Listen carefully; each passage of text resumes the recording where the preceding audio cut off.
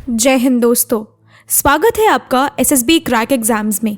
आज के वीडियो में हम जानेंगे कि एनडीए और आईआईटी में क्या फ़र्क है और इनको चूज़ करने से क्या फ्यूचर होगा। हमने अक्सर देखा है स्टूडेंट्स क्लास 12th के बाद अपने करियर को लेकर कंफ्यूज हो जाते हैं। वो कई प्रोफेशंस के बीच उलझ के रह जाते हैं। उनकी मंशा सिर्फ एक अच्छे फ्यूचर की होती है, पर कई बार उनको गाइडेंस की कमी लगती है और उनका कंफ्यूजन दूर नहीं हो पाता। ऐसे ही दो महत्वपूर्ण एग्जाम्स हैं, एनडीए और आईआईटी। ये दोनों एग्जाम्स हमारे देश के सबसे मुश्किल एग्जाम्स में से हैं। दोनों एग्जाम्स में एस्पिरेंट्स का मेंटल स्टेटस चेक किया जाता है। दोनों एग्जाम्स में पास होने का एक ही तरीका है, कड़ी मेहनत और लगन। आईआईटी के एंट्रेंस एग्जाम को जेईई मेंस कहते हैं, जहां लाखों बच्चे अपने इंजीनियर बनने के ख्वाब के साथ पेपर देने बैठते हैं। वहीं दूसरी ओर एनडीए के एग्जाम में वो एस्पिरेंट बैठता है जिसको इंडियन डिफेंस सर्विसेज में जाना होता है।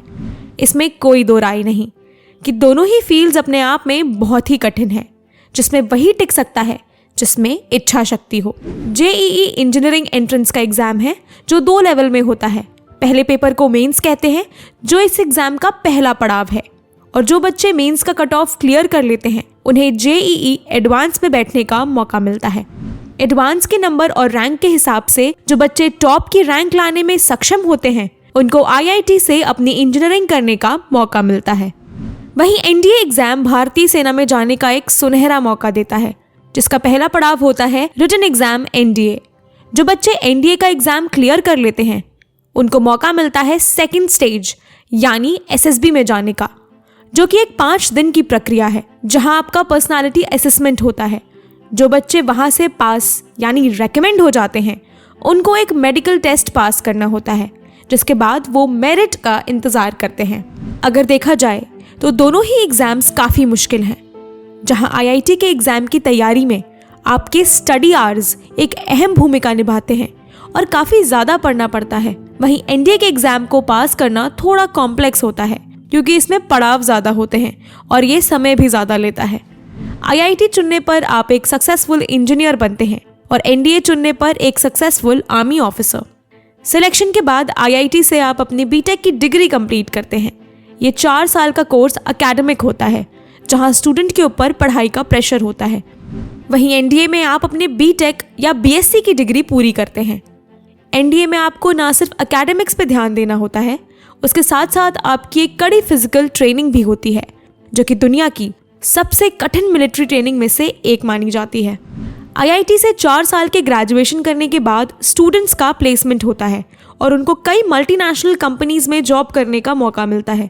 एनडीए से पास आउट होने के बाद कैडेट्स अपनी चुनी हुई अकेडमी जैसे कि Indian military academy, Indian air force academy और इंडियन नेवल अकेडमी से अपनी आखिरी 1 साल की ट्रेनिंग पूरी करते हैं और अंत में वो अपनी अकेडमी से लेफ्टिनेंट, फ्लाइंग ऑफिसर या फिर सब लेफ्टिनेंट बन के पास आउट होते हैं। एक आईआईटी पास आउट इंजीनियर के पास एक अच्छी जॉब होती है, जिसमें कंपनी द्वारा सैलरी के अलावा कई अलग अलाउंसेस भी होते हैं, जो हर कंपनी अपनी इच्छा के मुताबिक देती है। कई कंपनीज फेस्टिवल बोनस और मेडिकल फैसिलिटीज भी देती हैं। वहीं एनडीए पास आउट ऑफिसर एक कमीशन्ड ऑफिसर होता है, जिसके पास सीएसडी कैंटीन, उच्च श्रेणी की मेडिकल सुविधाएं और भी कई अलाउंसेस होते हैं।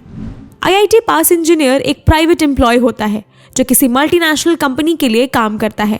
यहाँ जॉब सिक्योरिटी नहीं होती, यानी आप पूरी तरह अपनी स्किल्स पर निर्भर रहते हैं। समय के साथ आपको अपनी स्किल्स को बढ़ाते रहना होगा ताकि आपकी मार्केट वैल्यू भी बढ़ जाए।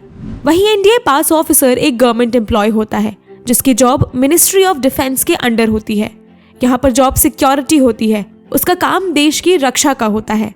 समय के साथ उसको डिफेंस के तौर तरीकों के साथ पुख्ता होना होता है। अगर हम बात करें सेल्फ ग्रोथ की, तो इंजीनियर्स की जिंदगी में ऐसा कोई विशेष प्रयोजन नहीं है। यदि आप खुद को फिट रखना चाहते हैं तो अपनी सेहत पर बेशक काम कर सकते हैं।